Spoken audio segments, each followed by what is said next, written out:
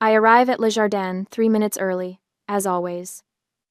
The restaurant sits tucked between Union Square boutiques, its sidewalk tables filled with the Sunday brunch crowd. My heels click against the pavement, and I adjust my charcoal blazer before stepping inside.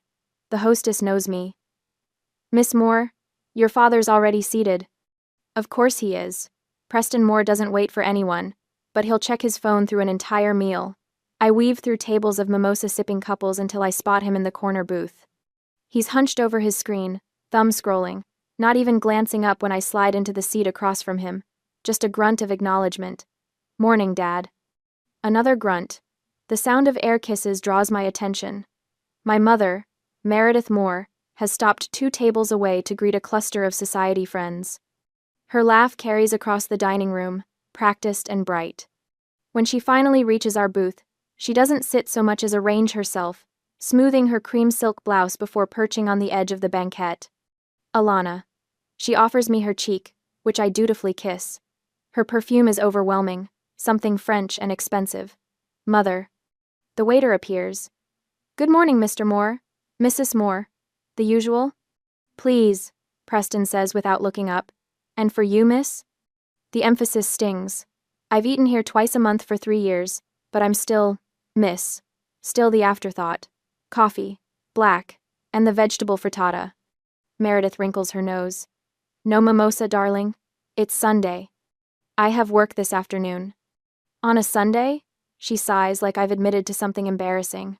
The roar of an engine announces Spencer's arrival before he even enters. Through the window, I watch my older brother unfold himself from a silver Porsche, tossing the keys to the valet with the casual arrogance of someone who's never been told no. He strides in 10 minutes late, grinning. Sorry. Got held up in Atlantic City. Unbelievable weekend, you guys. I'm talking $5,000 up on blackjack alone." Preston finally looks up from his phone. "Good for you, son." Spencer drops into the seat beside me, still buzzing with energy. "The suite they comped me. Dad, you wouldn't believe it. 2 bedrooms, marble everything." I sip my water and say nothing. The waiter returns with our drinks, and Spencer orders a Bloody Mary without checking the menu. "So," Meredith says, folding her hands on the table, "your father and I have been discussing the Tahoe cabin." My shoulders tense. "The renovation plans are finalized," she continues. 1.2 million, all in. New kitchen, updated master suite, and we're finally getting rid of that dusty old library. It'll become a proper media room." The words hit me like cold water. "The library?" "Oh, Alana, don't be sentimental," Meredith says, waving her hand. "Those old books are falling apart. Nobody reads them." I read them. Grandma Claire left that library specifically to me. It's in her will. The cabin is co-owned, remember? Preston sets down his phone. His voice is flat, bored. "Don't be difficult about sentimentality. We're improving the property value." "I'm not being difficult. I'm stating a legal fact." Meredith's expression shifts, her smile sharpening. When she speaks, her voice carries to the neighboring tables. "She wants it to. Alana, dear, you should be grateful we even invite you to these brunches. Pity goes a long way in this family." The surrounding conversations dip. Heads turn slightly, pretending not to listen. Spencer smirks, his attention already back on his phone, scrolling through what looks like a casino app. My face feels hot, but I keep my voice steady. "Thank you for your honesty, Mother." She blinks, surprised I'm not arguing. Good, let her wonder. The waiter brings our food, and we eat in silence. I cut my frittata into precise squares, chewing slowly, buying time to think. My mind drifts back 2 years, to the awards ceremony. I'd won the 30 under 30 recognition for data science. The banquet hall was full of tech industry leaders, investors, people who understood what I'd built.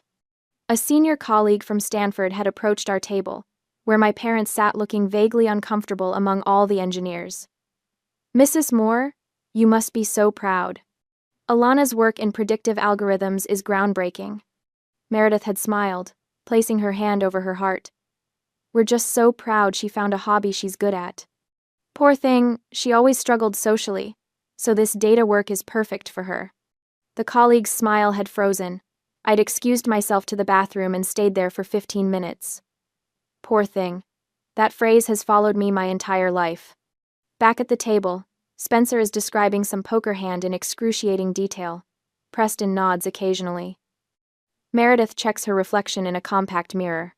I'm their IT girl. The one who fixes Preston's email password every month. The one who built the entire Preston family office dashboard, integrating investment accounts, property records, tax documents. 8 years of free labor because I thought competence would earn respect. I was wrong. The meal ends. Preston signals for the check, which he signs without looking at. We stand, and Meredith kisses her friends goodbye on the way out. Spencer jogs ahead to photograph his Porsche in better light. I walk to my car alone, the San Francisco fog rolling in from the bay. My hands shake slightly as I unlock the door. For 8 years, I believed if I just worked harder, built better systems, made myself indispensable, they'd finally see me as valuable. But Meredith's words stripped away that delusion. Pity. They invited me out of pity. I sit in the driver's seat, not starting the engine. My pity for them is the only reason they're protected. My skills, freely given, have shielded them from their own incompetence. Preston wouldn't last a week without my dashboard. Spencer's gambling would have bankrupted him if I hadn't flagged those transactions months ago. The fog presses against my windshield. I have master administrator access to everything. Every account, every investment, every password. Preston signed the authorization document 5 years ago without reading it. He just wanted his portfolio updated faster. No more free expertise. I start the car and drive home through the gray afternoon. By tonight, I'll perform my fiduciary duty, protect the assets before I resign. It's Sunday evening, which means I have time. They think I'm the poor thing who needs their pity. They have no idea what's coming. Sunday night, I open my laptop in my Russian Hill apartment. The city lights glitter through the floor-to-ceiling windows, but I'm not looking at the view. My grandmother's mahogany desk, the one piece of furniture I claimed from her estate, holds my MacBook and 3 external monitors. Routine maintenance. That's all this was supposed to be. I pull up the Preston family office dashboard, the system I built from scratch. Investment portfolios, property records, trust accounts, credit card statements. Everything integrated, everything tracked. Dad calls it Alana's magic spreadsheet, when he bothers to mention it at all. The transaction history loads. I'm scanning for the usual patterns when a series of withdrawals catches my eye. Spencer's checking account. $50,000 in March. $42,000 in April. $63,000 in May. My pulse quickens. I filter by merchant category. Atlantic City. Every single one. I open a secondary screen and map the transactions chronologically. The pattern emerges like a rash spreading across skin. 18 months of escalating theft. Not occasional gambling. Systematic looting. I total the amounts. $350,000. My hands hover over the keyboard. This isn't carelessness. This is addiction. And nobody's noticed, because I'm the only one who actually reads these reports. I switch tabs to the Tahoe property records. The renovation permits Meredith mentioned should be filed with the county by now. There. Submitted 2 weeks ago. Permit applicant, Meredith Moore. Project description. Interior remodel including removal of non-load-bearing walls in northeast section. The northeast section. That's the library. I click through to the contractor invoices. $180,000 already paid. Deposit cleared last Wednesday from the family trust account. They didn't just talk about it over brunch. They're already doing it. My screen flickers. A red notification box appears in the corner. High priority security alert. Concurrent user session detected. I check the timestamp. 9:47 p.m. Someone else is logged into the system right now. I pull up the active sessions panel. Spencer's username. He's in the wire transfer module. $50,000. Payee. Borgata Hotel Casino and Spa.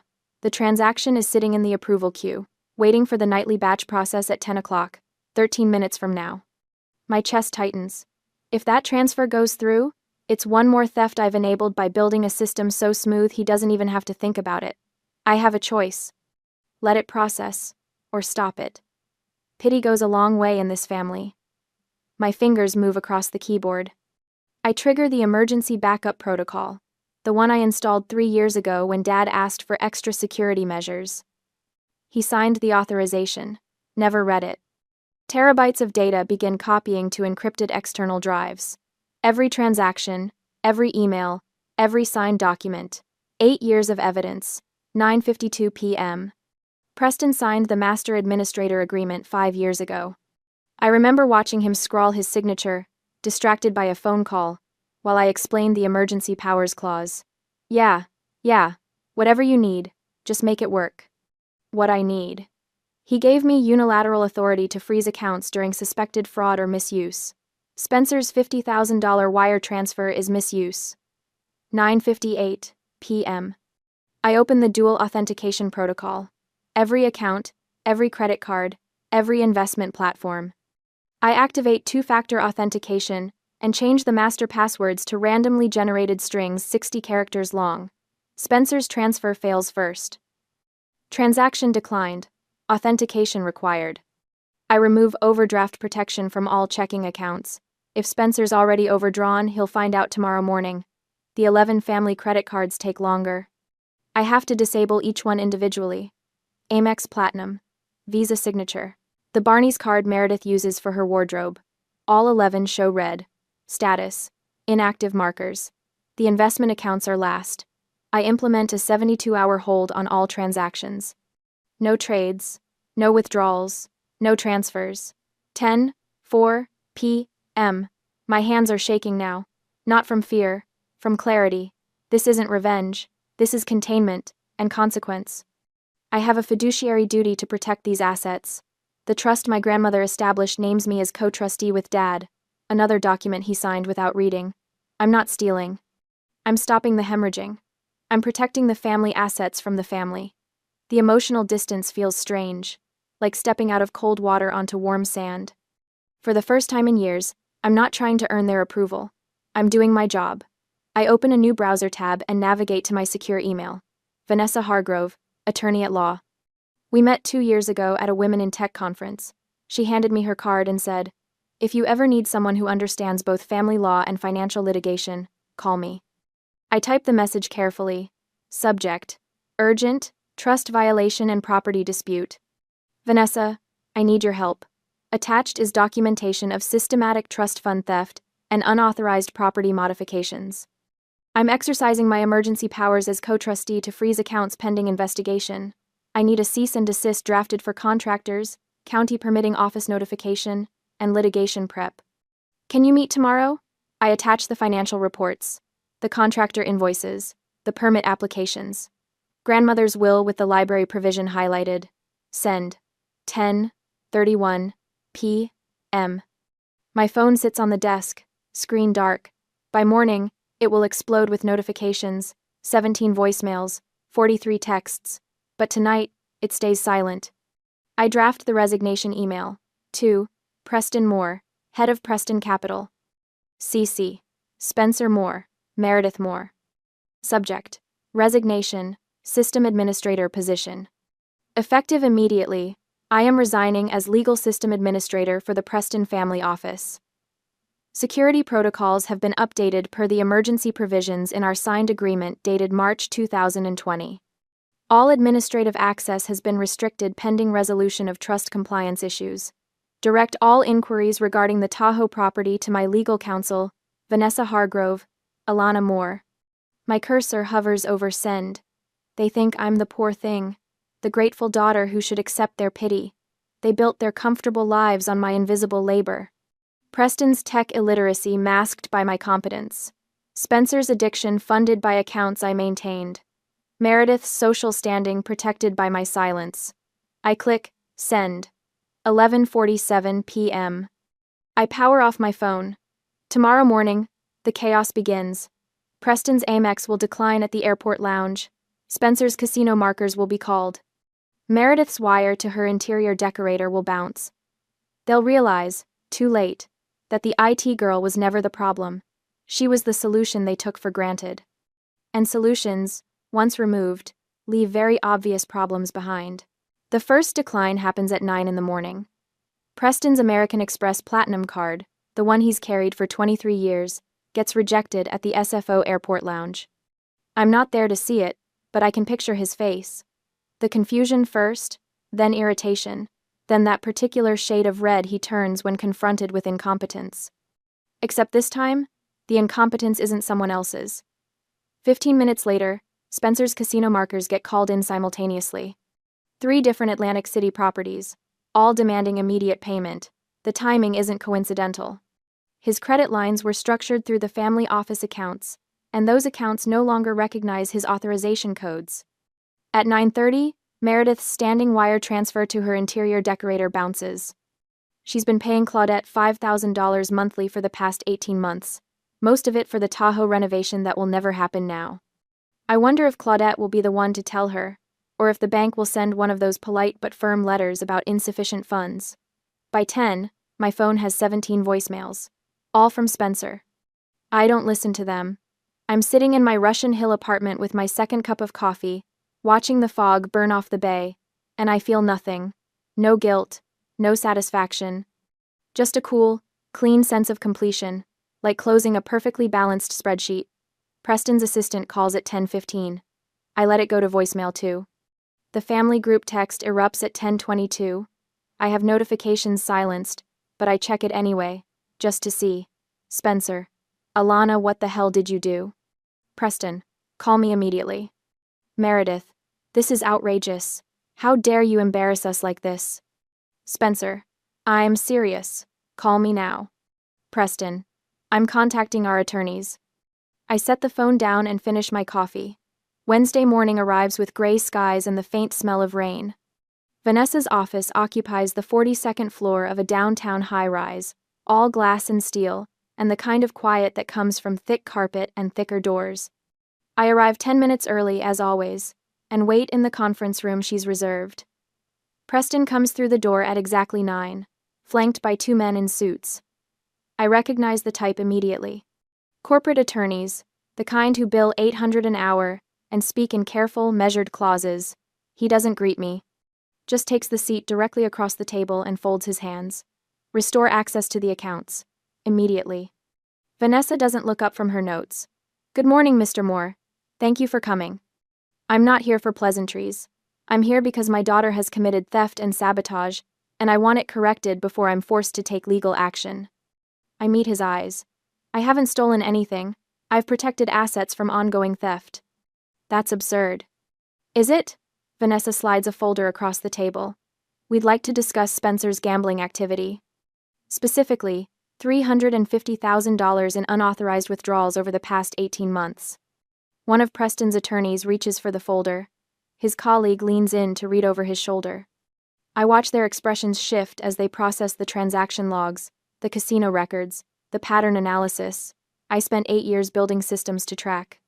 Preston's jaw tightens. Spencer's personal spending is none of your concern. It is when it's theft from family accounts, Vanessa says. And it becomes very much Alana's concern given her role as master administrator with fiduciary responsibility to protect assets. The second attorney clears his throat. May I see the authorization document? Vanessa produces it. 3 pages, Preston's signature bold and careless at the bottom.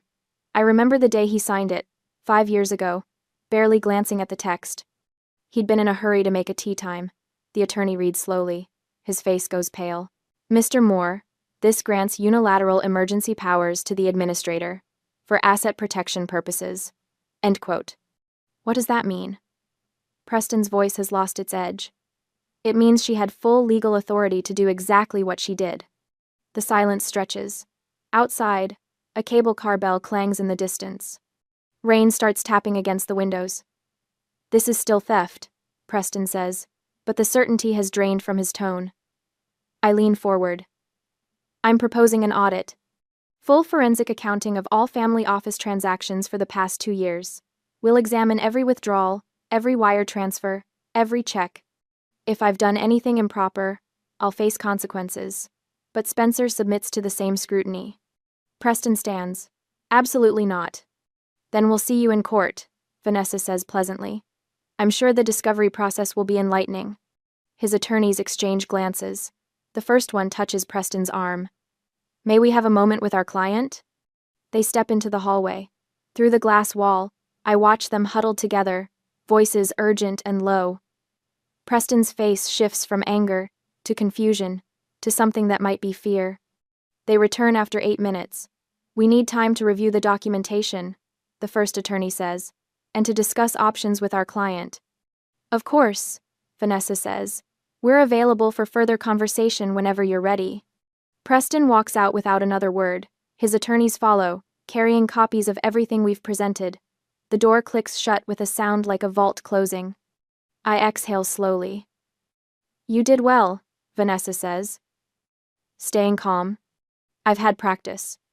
They'll be back, probably with different demands, definitely with a different strategy. But you saw their faces when they read that emergency powers clause. I did.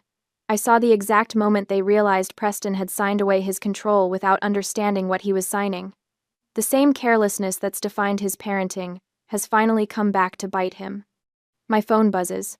A text from Rachel, my former colleague from the data science firm. Heard you might need a character witness. I'm here if you need me. Another buzz. David, the bank manager I've worked with for 6 years. Your signatory status is documented and valid. Let me know if you need official confirmation. And another. Marcus from IT security. I can validate your protective protocols. They're textbook proper. I didn't ask any of them to reach out. Word must have spread somehow, through the professional network I've spent a decade building. The same network my family dismisses as my data hobby. Thursday evening finds me at my kitchen counter, eating takeout pad thai and reviewing emails, when my phone lights up with Vanessa's name. He's retained Mitchell Crawford, she says without preamble. I just got the notice. I set down my chopsticks. Crawford. That's the firm that handled the Westfield estate case. Top-tier litigation. He's not messing around, Alana. This means he's preparing to sue. I should feel anxious, threatened. Instead, I feel something sharp and bright unfurling in my chest. Good, I say. He's taking the bait. Vanessa's laugh is quiet but genuine. You're really something, you know that? I learned from the best. He taught me to always have a plan. And what's yours? Discovery. He wants to sue me? Perfect. That means subpoenas, full accounting. Every transaction, every document, every dirty little secret the Preston family office has been hiding. He's so focused on controlling me that he can't see the trap. This could get ugly. It already is ugly. Now we're just making it official.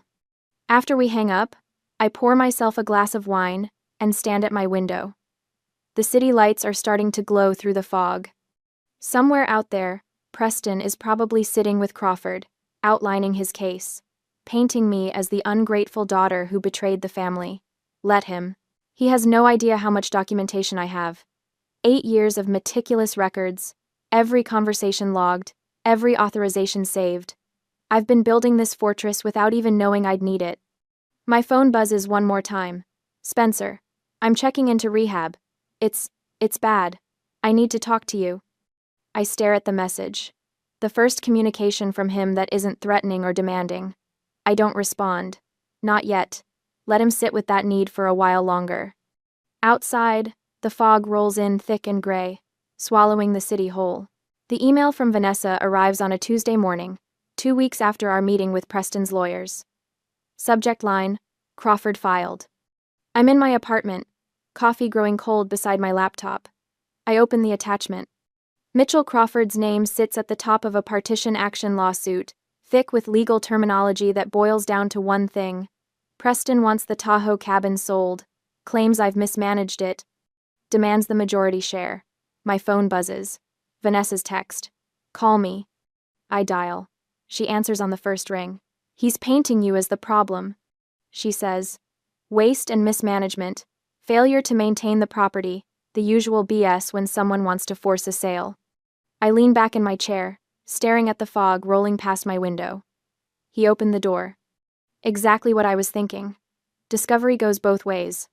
How soon can you file the counter-motion? Give me 48 hours.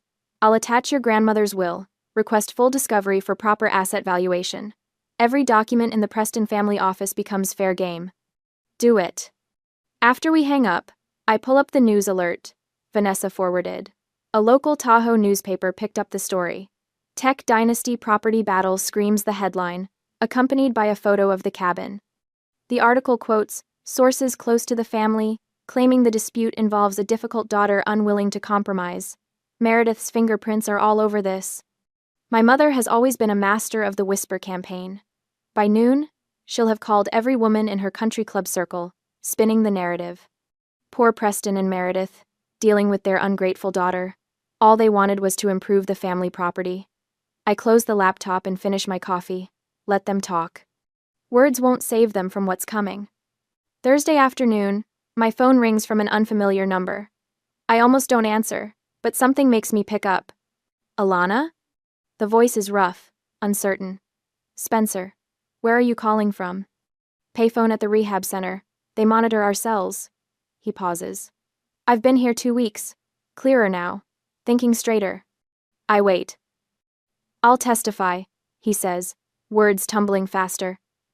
I'll tell you everything. About the offshore accounts in Bermuda, the consulting firm that only exists on paper. Dad's been falsifying tax documents for years, and I've watched him do it. I don't want to be them anymore, Alana. I can't. My pulse quickens, but I keep my voice steady. Why the sudden conscience? Because I finally understand what you did. You didn't destroy the family. You stopped us from destroying ourselves. His breath catches. Just protect me from him. Please. Dad doesn't forgive disloyalty.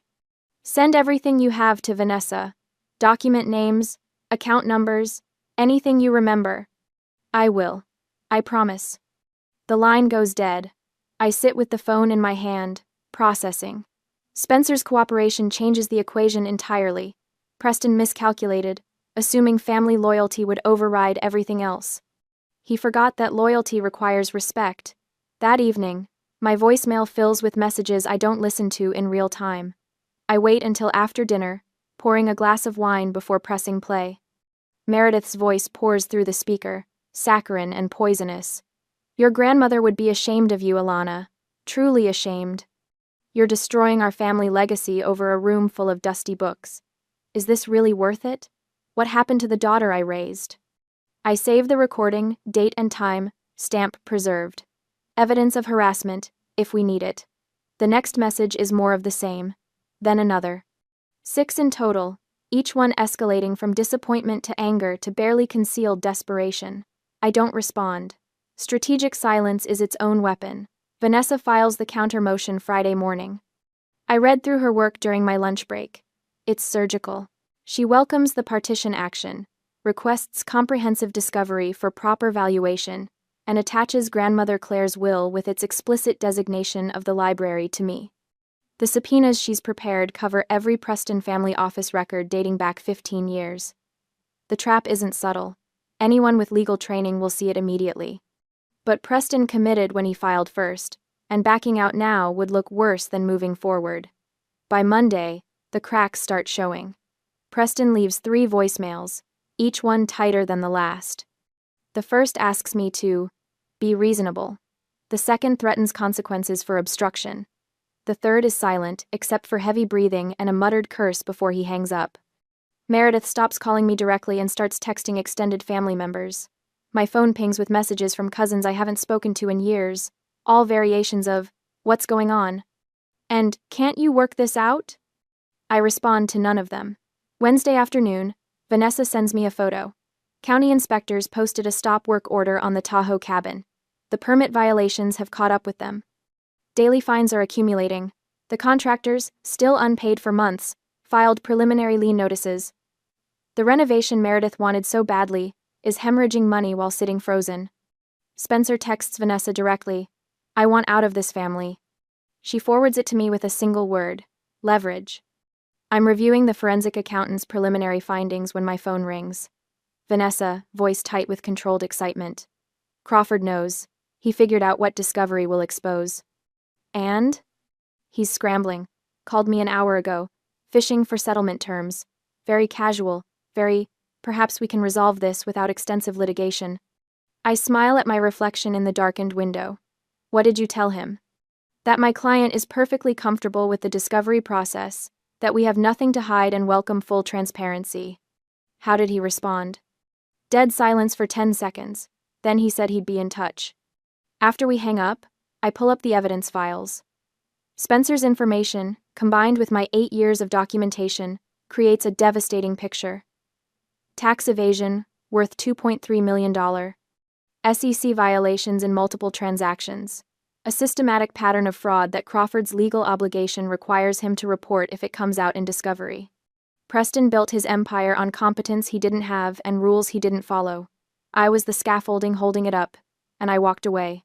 Now the whole structure is collapsing. Friday morning, Vanessa calls before I've finished my first coffee. Crawford wants a meeting. Monday. Neutral location. He specifically requested Preston come without Meredith. He's ready to settle. He's terrified. This isn't about the cabin anymore, and he knows it. I look around my apartment, at the life I've built separate from them. Set it up. I'll be there. Alana. Vanessa's voice softens. You've got him. Whatever happens Monday, remember that. I end the call and stand at my window, watching San Francisco wake up below me. Somewhere across the city, Preston is realizing his mistake. He thought he could intimidate me into submission with a lawsuit and social pressure. Instead, he handed me the key to everything. Monday can't come fast enough. On Monday morning, the conference room at Vanessa's law firm feels like a stage. Floor-to-ceiling windows frame the Bay Bridge, and the morning light catches the polished walnut table. I sit with my spine straight, hands folded in my lap, watching Preston and Mitchell Crawford enter. Preston won't look at me. He's aged in these 6 weeks. Gray at his temples, deeper lines around his mouth. Crawford carries a leather briefcase, his suit pressed within an inch of its life. Let's get this settled, Preston says, dropping into a chair. His voice has an edge I haven't heard before. Desperation, maybe. 500,000. Cash. Today. I don't react. Vanessa shifts beside me, pulling out her tablet. That's remarkably generous, Vanessa says, her tone flat. Considering your family is, as you put it last week, cash poor. Crawford clears his throat. My client is offering a substantial settlement to resolve this matter quickly and quietly. Quickly, I repeat, because of the discovery deadline next Friday. Preston's jaw tightens. Don't be dramatic, Alana. This is business. My phone buzzes. A text from Meredith to the extended family group chat, forwarded by my cousin Rachel.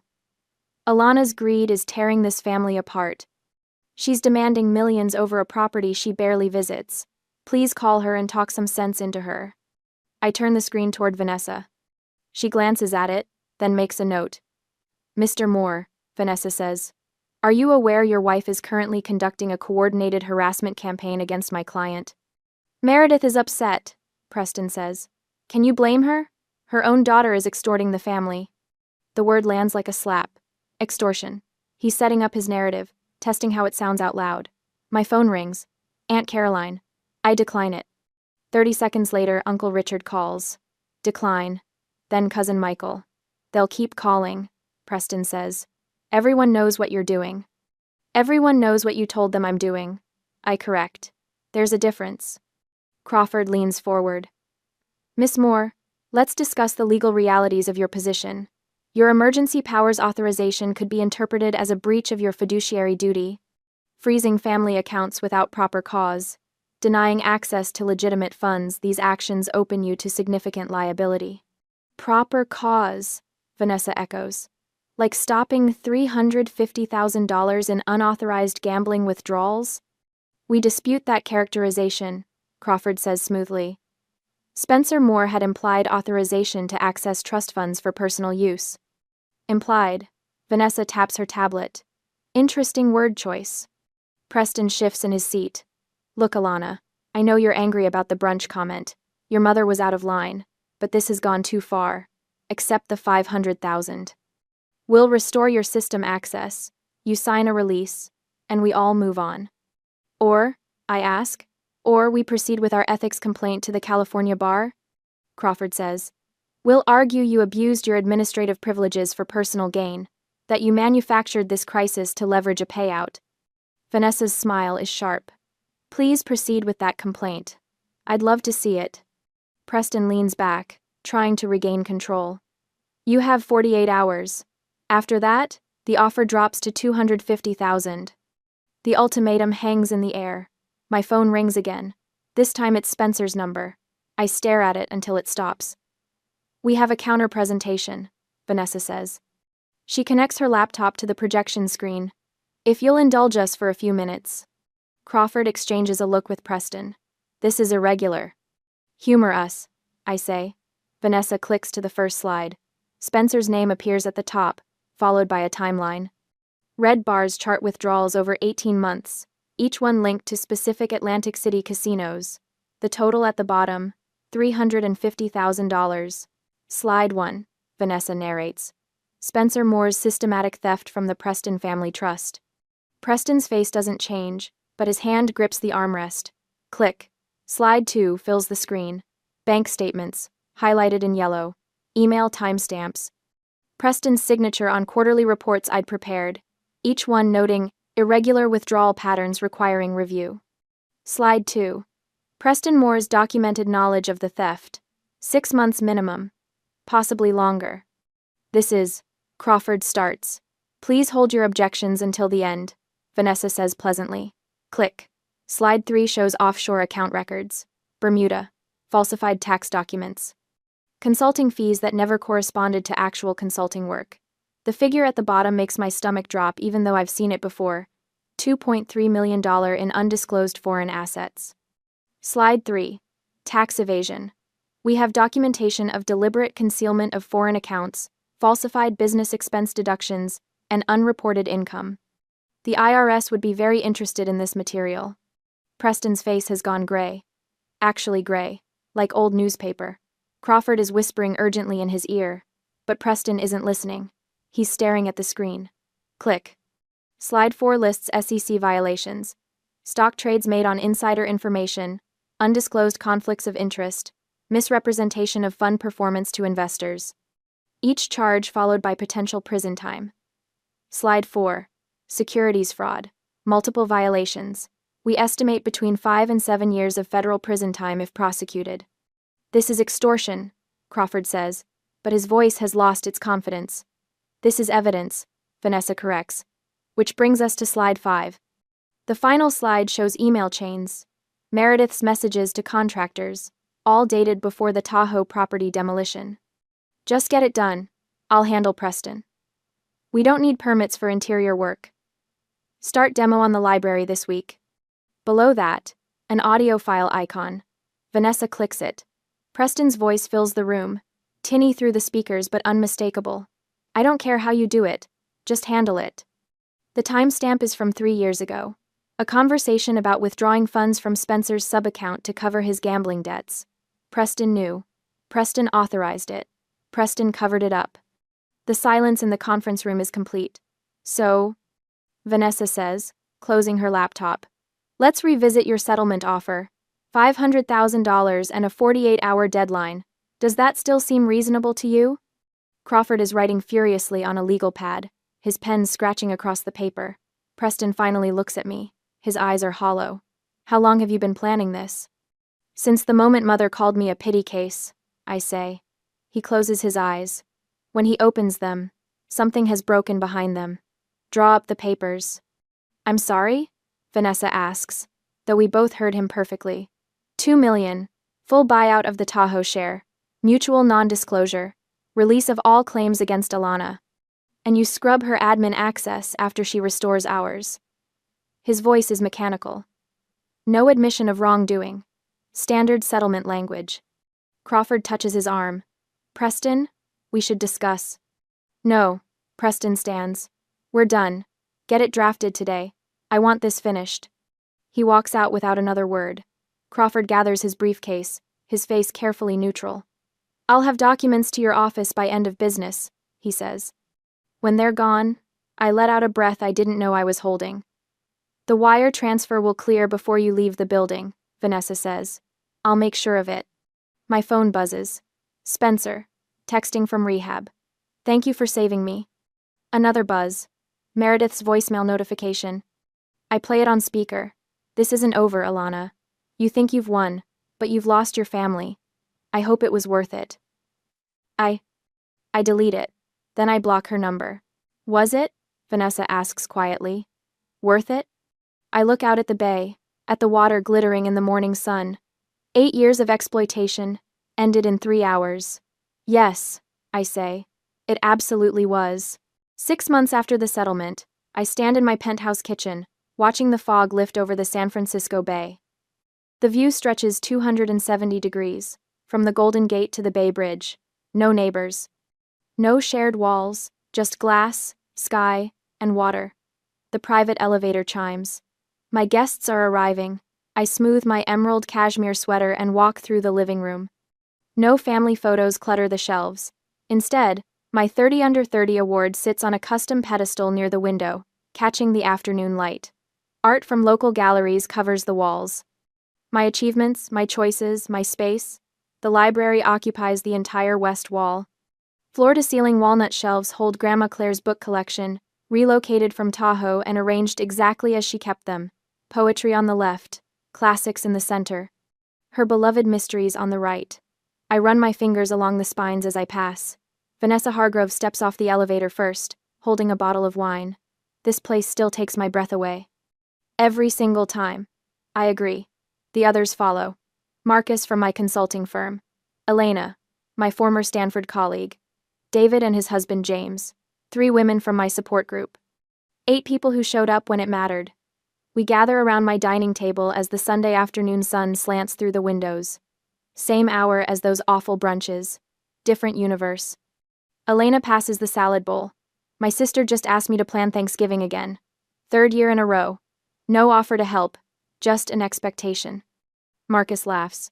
Did you say yes? I said I had plans. Do you? Vanessa asks. Now I do. I'm going to Hawaii, by myself. Everyone cheers. David leans back in his chair. My mother called yesterday, asked if I could just quickly review her tax documents. I told her my rate is $300 an hour, family included. What did she say? I ask. She hung up, then texted that I'd changed. You have, James says, squeezing his husband's hand. For the better. I raise my glass. To boundaries. To boundaries, they echo. Someone mentions the stress of upcoming holidays, the anxiety of forced family dinners, the guilt of saying no. I set down my fork. I see my family every day. You're sitting at my table. The words land in comfortable silence. Elena's eyes shine with tears she doesn't bother hiding. Later, as we clear dishes, Vanessa pulls me aside. Preston Capital sent you a business inquiry last week. I know. I deleted it. Without responding? Without hesitation. I stack plates in the dishwasher. He can afford someone else's expertise now. My phone buzzes. A new client inquiry. A tech startup needs data infrastructure consultation. $500 per hour, 10-hour minimum commitment. I respond with my standard contract language, professional and clear. My worth isn't up for negotiation anymore. That evening, after everyone leaves, I pour myself wine and step onto the balcony. The city lights begin twinkling below. The Bay Bridge gleams against the darkening sky. My therapy journal sits on the side table. I flip back through entries from 6 months ago. Maybe I overreacted. The progression is stark, the self-doubt gradually transforming into clarity. Last week's entry. I saved myself. Spencer visits tomorrow. 6 months sober now. Attending meetings, rebuilding his life. He called last week to ask if we could have coffee. His voice was different, clearer. Present. I need to apologize properly, he'd said. Not the bullshit, I said at the settlement. A real apology. Okay, I'd told him. I'm listening. We're building something new. Distant but honest. He's no longer the golden child of a toxic system. I'm no longer the scapegoat. We're just 2 people trying to do better. Preston and Meredith exist somewhere in Palo Alto. I wouldn't know. Complete no contact. Their numbers blocked. Their emails filtered to trash. Their grip on my life severed permanently. My consulting business has 12 regular clients now. I turned down 3 projects last month because they didn't align with my values. That power, that choice, still feels new. I mentor a young woman named Sarah who reached out after hearing me speak at the Women in Tech conference. Her family treats her like their personal IT department while mocking her career. The pattern was painfully familiar. Charge them, I told her. Or walk away. Your expertise has value. Charge accordingly. Last week she sent me a message. I walked away. Thank you. I open my journal to a fresh page and write. Mother said pity was why they included me. She was right about one thing. Pity was involved. My pity for them kept me trapped. Her cruelty was the key that freed me. In trying to diminish me, she revealed my true worth wasn't in their acceptance, but in my own capabilities. Some would call my actions cold. I call them necessary. The family safe was built by my hands. When I finally changed the combination, I locked them out and freed myself. I close the journal. My phone buzzes again. 2 new client inquiries. I walk into my home office, leaving the past behind on that balcony, dissolving into the San Francisco night where it belongs.